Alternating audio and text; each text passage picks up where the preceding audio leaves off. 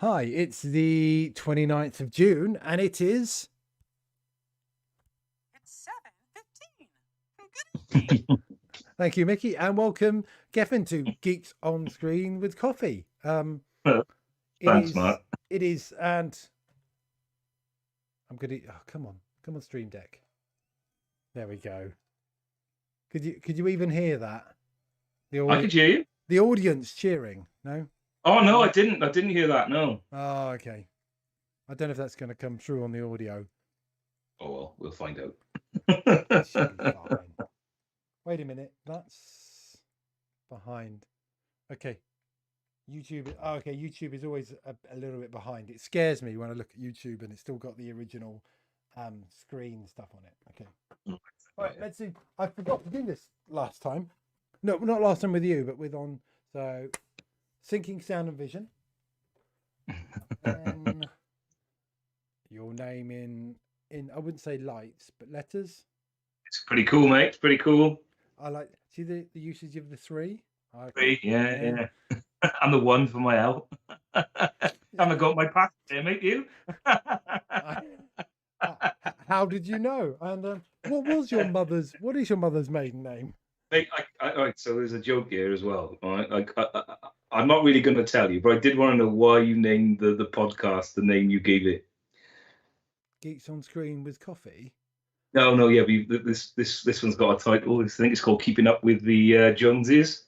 I can't. What did I call it that? Let me have a look. Yeah, you did, but I don't know why you did. I was like, oh, I wonder what that is, because I put that on the LinkedIn post. Did I don't know why he's called it that. Well, that might give me a clue to my mother's maiden name, anyway. I think that's a link back to just your Welsh heritage, and actually that was my surname. Oh, was it? Yes, I was a Pryce Jones. Pryce, son of Reese Jones. Sorry, back to our, my Welsh lineage. But cool. But I try and think of something amusing, or vaguely amusing to me. Yeah. Like I think Mark's last week was Data Weekender, but I used a different version of week. I used WEAK.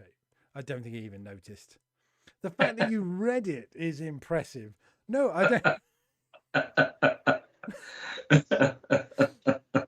I mean, so I'm going to mention this straight off. That this has had the most comments on your posting on LinkedIn than probably all of the other ones I've put up there so far. Mate, I own LinkedIn. I do operate on LinkedIn. Yeah, well, yeah. Have you got shares in LinkedIn? That's what I need to know. know. I don't have shares in LinkedIn, unfortunately, mate. No, I've got some in Microsoft, but not in LinkedIn. And no, but LinkedIn's been something I've been learning a lot about over the last sort of year, a bit longer, because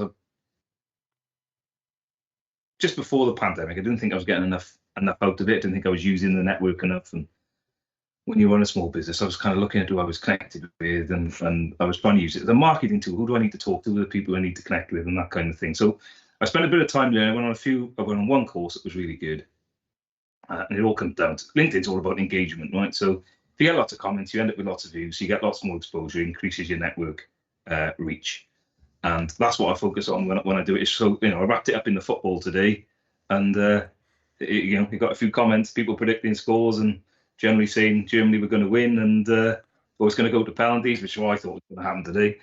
And that engagement, it does. Just try and get something to get people to engage with, and it'll do all right. So wrap the boring podcast stuff in something interesting like football, and then people might actually look at it and like it or whatever. Well, because I didn't forget I was on. I didn't know the date clashed. Right, so I was like, if I'd have known it was England Germany, I'd been like, oh, perhaps we'll do it I'll pick a different date. But it's like I have no idea, and I'm not that bothered either. So I'm like, well, if it goes to penalties, no one's going to join in. So it's like we'd be there now with them on the screen, So and they're going, oh, Raheem Sterling's crying. That's not a good sign. Turns out it's not that day, so we're all right. Well, I didn't realise it was on, and we book these dates up quite far in advance, so I don't think anyone knew. and I've not Yeah. been watching the football. So the fact that you said that there was football on tonight, I went, oh, okay. And then like 10 minutes before, so is it on at the same time? 10 minutes before we were talking. Oh, okay. Look, it's full time. Oh, look, there's a score. Oh, okay. All right. So It was a good. England played very well. They played very well in the second half. Anyway, got their goals and on. And Harry Kane scores. So the world is right now. The commentator was a little bit, being a Welshman, I was like overreacted ever so slightly. Bring it in, England fans. Remember where you are. You've got out to the last 16 and qualified for the next round. And like, calm down. You've got a few more games to go before you win it. But they're in with a good shout. They've got a good team, and Gareth Southgate's a good manager. And I think they've got Sweden. I think it's Sweden or Ukraine next. So I probably fancy them to beat those, and then potentially Denmark or somebody else. I can't remember who Denmark are playing in the semis, and they get to play. They get to play at Wembley as well, so it's like a home tournament. So they've got a lot of things in their favour. Oh, I see. See, for some reason, not normally I would be watching it. I just haven't been. I don't know. I just haven't been. Certainly, I've almost stopped watching like television. So I don't, or even watching the news very much. I just consume whatever's on the BBC website or whatever. So I'm really out of like sync with stuff. I check the website. I don't watch a lot of TV. It's sport. Sport I do like, but even the football, when it's not the same without the fans there, and it's not as enjoyable to watch on TV. Where you hear all the screams when they've been tapped and they've broken their leg, but they haven't. But joking aside, it hasn't been quite the same. So I didn't watch a lot of the last football season, but I've quite enjoyed this, especially like you get fans back into the stadium and things like that. And don't get me wrong, I've watched some of it, but because every game's been on TV, you feel like you're sort of football's everywhere, and that's all I really watch. That and cricket and rugby and sport generally. So that's my main sort of TV viewing. Oh, apart from the only sport you watch is the cricket, and the rugby, and the football. Yeah, and the boxing and occasionally golf. I don't watch much TV at all. No, it sounds like you don't watch any TV at all. No, none at all. There's almost no time to do your podcast. So I saw this on your website and went, what are you doing? I mean, there's only so much space for people with podcasts. Yeah, I got inspiration from you. I liked what you were doing with this, and so again, it comes back to the business side of things. I've read a few books over the last year. I've had a bit of time to read some books, and I was actually listening to an audio book, and they were talking about the importance of, much like we're doing now, content networking. And one of the suggestions was, well, create some content with people to help you build that relationship, and it's a really, really nice way in. And so we kind of started it, putting the human back into technology. We're all about helping people along with helping them with their tech. Excuse me one second, I should open this window because I'm roasting. Well, you are in a sauna. I mean, yeah, exactly. Or sauna, if we want to pronounce it properly. I think is the. I mean, yeah, I'm in my. I'm just thankful that you're wearing clothes rather than just like a small towel, which would be. I was doing some work. I said, Joe, I was doing some work for one of my clients earlier in the year, and I'd just been for a run at lunchtime, and I was sweaty and in desperate need of a shower, and I came and sat in here just to check email before I went and did it, just to stop sweating. And Teams went off, so I answered it, but I didn't mean to answer it with the camera on. I just meant to answer the phone, but full screen me there. I've just got my shorts on, but I'm sat here, so it was like, I've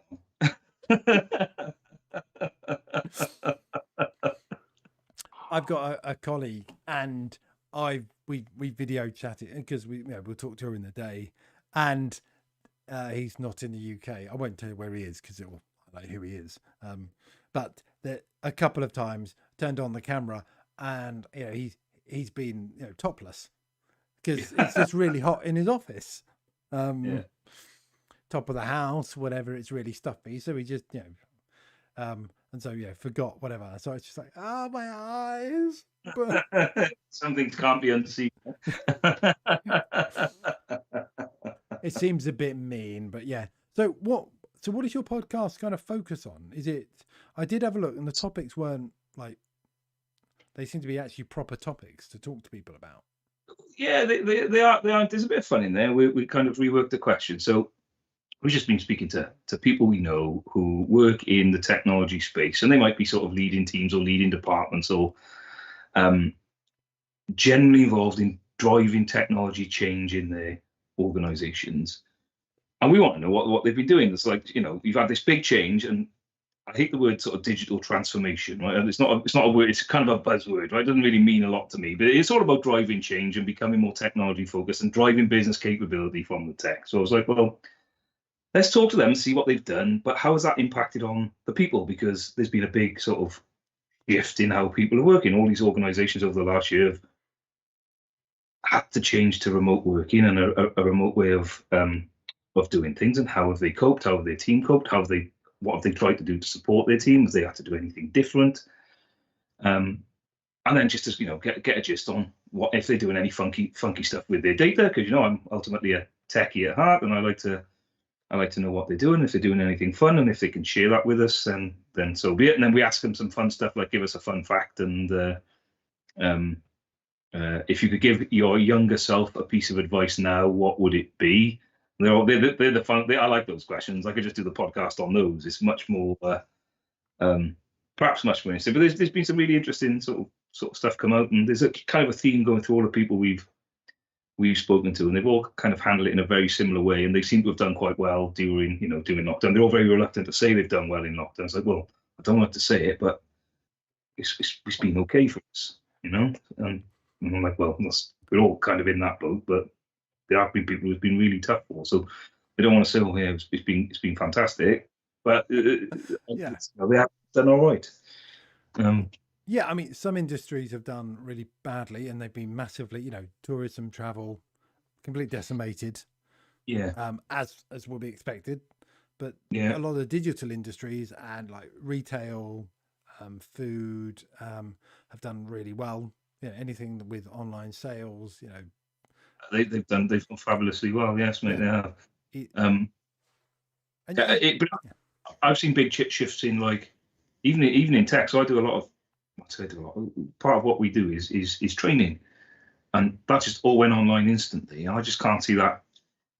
I can't see it going back to how it was before. There might be some shift back to sort of classroom-based learning and teaching, but I'm not certain. I think even the instructor-led training online has got such a big pull now. It's like, well, why do you need to go to London to go on this course for a week? You can do it at home. But no, I'm not saying that's for everybody, and people like to learn differently, and there are some people who are craving to go and do that again. And it's kind of you've got to have a space to be able to do it. And I'm very lucky. I've got my sauna. I'm in my shed.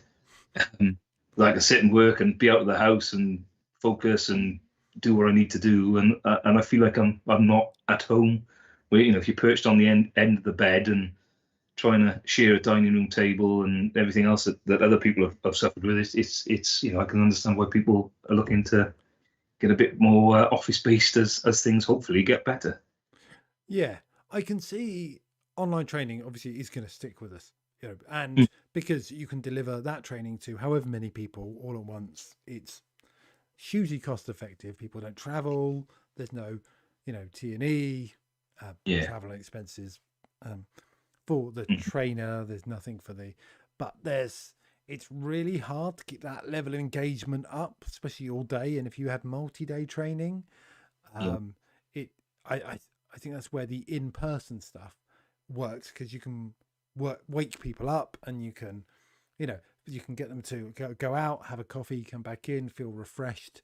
And it's a lot harder to do that. And if you're on online training, it's so easy to go, oh, I've just got my email on another screen, and I'll just keep that going.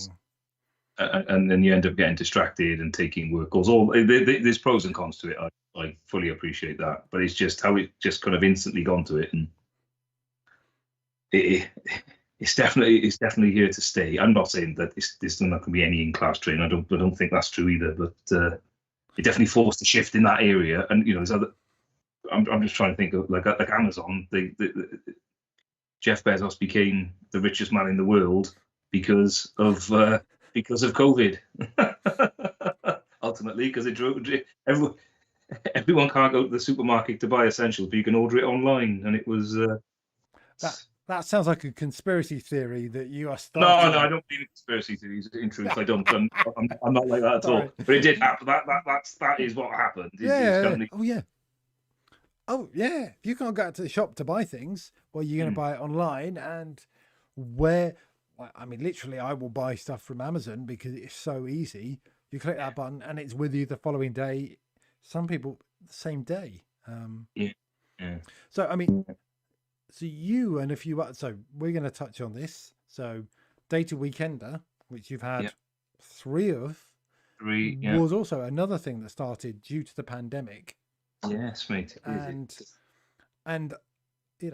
isn't going to go back to a physical event, or isn't going to be a physical event. No, go back. But it's never been a physical event.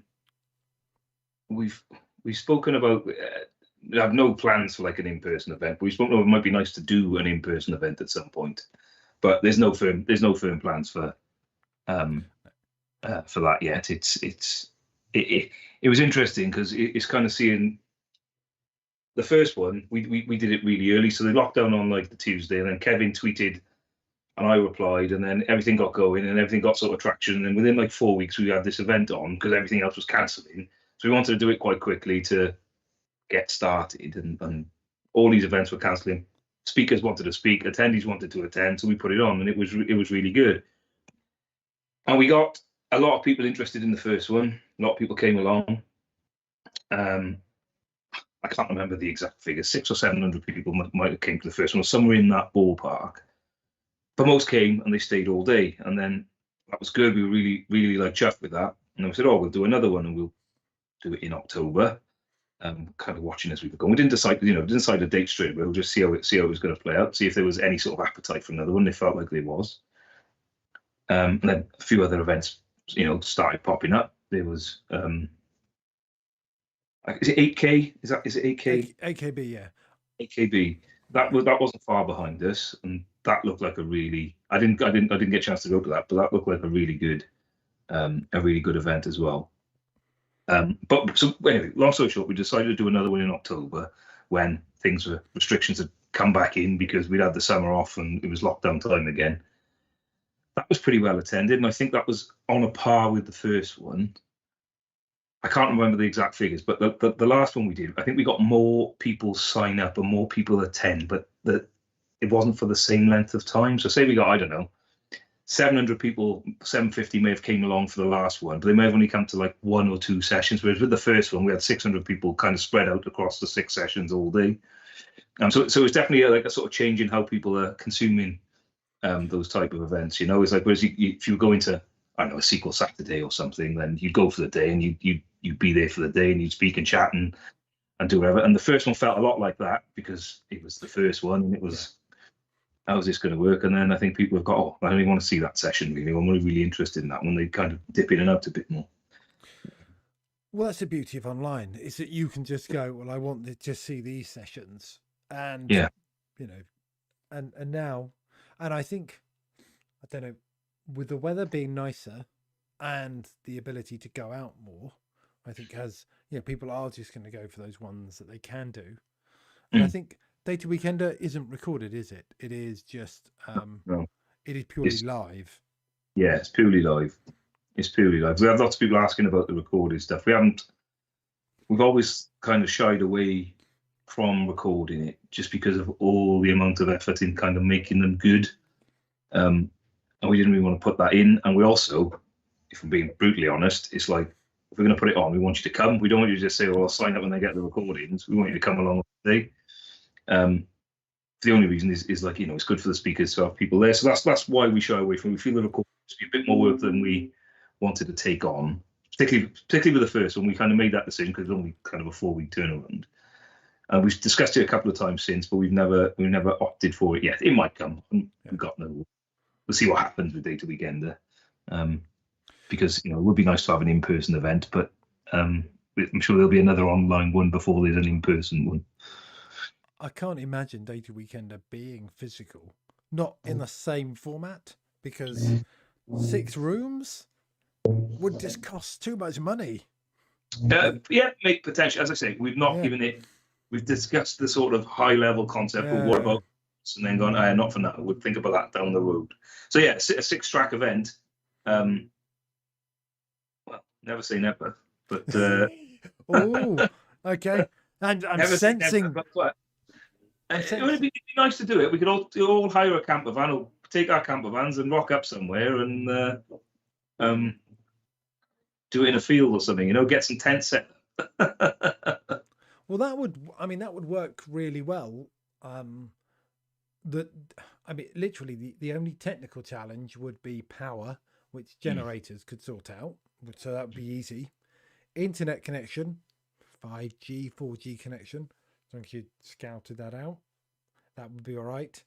It's having tents dark enough to keep the light out. That would be for the projector, or massive TV. Well, as I say, we've got no immediate plans to do an in-person. We have spoken about it, but we just it's like, what's the point? We don't know what's going to happen in 6 months' time. There's some events that are coming online now. Be interested to see if they run. There's a few planned for the autumn that I've seen that are in person. How like the schools are up here at the moment with the kids are not in, and it just feels a bit like unnecessary for our online event to go physical when it's never been a physical event. We may as well wait for better timing, I think, or when a bit more certainty in the planning anyway. Yeah, I was talking to Mark, and it's whether sponsors. You have to wait for sponsors to be whether they're ready to do it. But you know what? I mean, I was really narrow-minded. So I was thinking, right, you'd have it in a building, whatever. But having Data Weekender outside in tents, you know what? That it would be the Data Weekender festival, wouldn't it? Really? that would be pretty awesome. Logistically, quite a challenge, but you guarantee that where we'd have it, it'd be well, we may as well get Glastonbury Field when Glastonbury's not on, because it's going to rain and it'll be muddy, and have it at the beach or something. There's things you could, as I say, we haven't got anywhere near that. That was just sort of like no. But I like the concept. I can imagine, because there's a few of you involved. So, and that's the thing with when you're running conferences, when you've got different people involved, different personalities. You've got some people that like certain ideas, some people that like other ideas, and it's the mixing of them that produces the event. Yes, that's right. Yeah, you're right there. So, which is, and you have to compromise on certain things to get your other things through, and it's the best thing for the event. But I like the idea. I like the festival idea. Maybe it's because I'm old and I haven't been to a festival in such a long time, that an actual proper festival with stuff going on, but then stuff where your family can turn up, so children can play and do other stuff. I mean, I did have an idea it was more of a user group idea, that you would have a creche, so children could come along, and so if you couldn't get out because you've got small kids, we'll bring them along. And there's the crash. That's very good. That's very good. That probably takes a little bit of planning as well, though, doesn't it? I suppose. And there's cost involved in it, isn't there? There's going to be a cost there. I don't know. I've never put it on a sort of physical in-person event. Would the insurance cover it? Do you need insurance? What? It sounds like a great idea, but what you need to make it make sure it goes off without a hitch. Yeah. Oh yeah. Well, everything. Every complexity has its own nightmare, its own issues and stuff. So it would. No, I like it. I like the idea. I also like the technical challenge of how to do it. Yeah. it wouldn't be cheap though. That would No. be the only thing. No. But if you've got a big user group and you've got a sponsor and stuff, then it's not massively expensive either, is it? If we're still talking about the crash. Oh, no. Well, the creche, as long as you've got, so I think under a certain size, so I did look at this, you don't need a registered childminder. Right. Just because if it's technically friends or people you know, then you can look after other people's children. Right. Okay. I got it. But if you had, if you had an official childminder, there's only a certain amount of children and certain ages you can look after. So you would need to just be aware of who's coming, and it adds up. But but having families there, you can organise that kind of yourself. Because going off to a SQL Saturday in whatever country, or flying away, or you're spending several days away from your family. At the earlier SQL bits, we all used to go. So we all went to York and then did SQL bits, and then we went to York and went to Whitby, which is very far, and same thing. We went to Cardiff. We all went. No, it wasn't Cardiff. It was Celtic Manor, wasn't it? Yeah. Newport, wasn't it? Celtic Manor. Yeah, that's right. I was the first one I came to. That was. Oh, we must have passed ships in the night as I was standing awkwardly around the edge of the room, not knowing who to talk to, and how this sort of works. That was my first one. It was just how does this sort of work? I don't know how conferences work. But that was your haunt, wasn't it? That's South Wales. Yeah. So I used to live in Newport, not far from the Celtic Manor, probably about 10-15 minutes drive up the motorway. And there, I'm from South Wales originally. Grew up in a little town called a little village called Abertrydydd in Caerphilly, just outside Cardiff, and I went to uni in Swansea, and I lived in Newport, and now I live in Wolverhampton. Listening to the chats. You haven't picked up the accent. No. I could probably try and do it, but I think it's best I don't. All right. This is going to be a bit of a short one because I know you've got to run. And in fact, what I'm going to do, instead of asking you a Richard Herring emergency question, I'm going to ask you a Gethyn emergency question, which is, if you had one piece of advice for your younger self, what would it be? Oh, what a callback. I asked that question on my podcast. Right? So if you are listening, GethynEllis.com/podcast, you can go and see what we've been talking about. I don't know what advice I asked that question. I've never thought of an answer because I've never been asked it. So that's kind of caught me. A bit of a Yorker, that is. I think it would probably be.